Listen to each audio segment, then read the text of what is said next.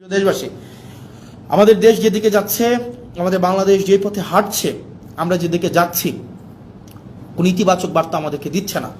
আমাদের যারা আত্মত্যাগ দিয়েছিল, তারা যে কারণে আত্মত্যাগ করেছিল রাষ্ট্রের স্ট্রাকচারাল রিফরমেশনের জন্য, কিন্তু দিন শেষে রাষ্ট্রের স্ট্রাকচারাল রিফরমেশন তো হচ্ছে না, আমরা সেটা পারছি না। এটা আমাদের ফেইলিওর, আমরা বারবার বলে যাচ্ছি।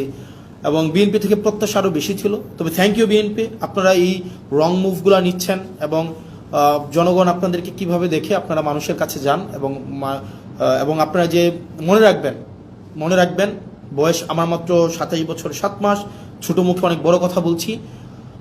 আপনারা সংখ্যাগরিষ্ঠতার যে একটা আত্মতুষ্টিতে আপনারা ভুগছেন, আত্মবিশ্বাসী হওয়াটা ভালো, কিন্তু আত্মতুষ্ট আপনারা যেভাবে হচ্ছেন যে আপনারা যা ইচ্ছা তা করতে পারবেন এই সংখ্যাগরিষ্ঠতার 2/3 মেজরিটির এই বড়াই দিয়ে, মনে রাখবেন সংখ্যাগরিষ্ঠতা কখনোই ভালো কিছু নিয়ে আসে নাই।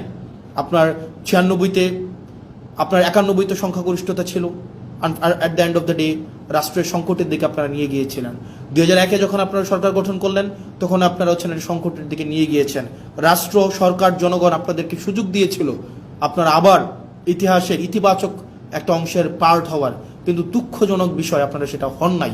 এবং আমাদের অনেক এমপিও আছে, বিএনপির মন্ত্রীদেরকে আসলে রাগাইতে চায় না, মনে করে যে এলাকার বাজেট টাজেট বন্ধ করে দিবে, উন্নয়ন কার্যক্রম বন্ধ করে দিবে, তাদের সাথে আসলে সম্পর্ক নষ্ট করে কী লাভ, আবার সম্পর্ক ভালো রেখেও কী লাভ। যেটা সত্য সেটা বলতে হবে।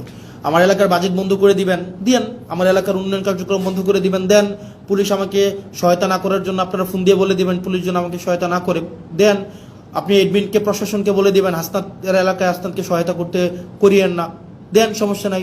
দিন শেষে আমি এটা বিশ্বাস করি, বাংলাদেশের জনগণ আমাদের পক্ষে আছে, দেবিদ্বারবাসী আমার পক্ষে আছে। এবং আমার বরাদ্দ বন্ধ করে দেওয়া, আমার এলাকার পুলিশকে আপনারা ফোন দিয়ে বলে দিবেন আমাকে যেন হেল্প না করে, কোনো সমস্যা নেই। আপনি ধরেন এটা যদি মনে করেন আপনার এই ক্ষমতাটা স্থায়ী, এটা সবসময় থেকে যাবে, এটা এটা মানে এটা কোনোভাবেই সম্ভব না। মানে আপনারা আমাকে অসহযোগিতা করেন, ওয়েলকাম। দেবিদ্বারবাসী জানে, দেবিদ্বারবাসী এমনি 17 বছর ধরে বঞ্চিত ছিল, হয়তো আর কিছুদিন থাকবে। আপনারা আমার হয়তো উন্নয়ন কার্যক্রম আটকাই দিবেন, আমার বিভিন্ন কাজ আটকাই দিবেন, পুলিশ হয়তো আমাকে অসহযোগিতা করবে, অ্যাডমিনিস্ট্রেশন আমাকে হয়তো অসহযোগিতা করবে, কিন্তু সত্য বলা থেকে আমাকে বিরত রাখতে পারবে না। সংসদে চেয়ার তো কি হয়েছে, মানে কি হয়েছে ভাই? একটা লাইফে, একটা জীবনে, মানে 2টা ডাল ভাত খায় বেঁচে থাকলেই তো হয়েছে, এর বেশি তো কোনো কিছুর দরকার নাই। মানে মাইরা ফেলবেন, ফাইন, মাইরা ফেললে একটা বৃহৎ, একটা মহৎ কোনো কিছুর জন্য মৃত্যু, একটা স্বাভাবিক একটা বিছানায় পড়ে মৃত্যু, দুইটা তো সেম না। একটা মহৎ কিছুর জন্য মৃত্যু, আমি নিজেই তো আত্মতুষ্টিতে থাকবো যে না, একটা মহৎ কিছুর জন্য মারা গিয়েছে বা মেরে ফেলা হয়েছে, সো হোয়াট। পরিবার,